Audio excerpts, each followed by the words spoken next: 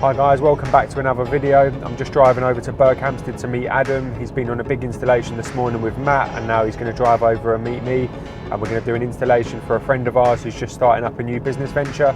So we're going to do a green and black rented tile installation with some skirting to match as well.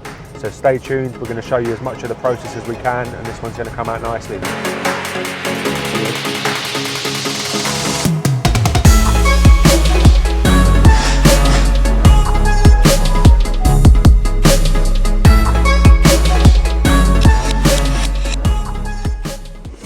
Right, I'm just going to lay on the full tiles just so then we can get on with the cuts and then put the skirting on after.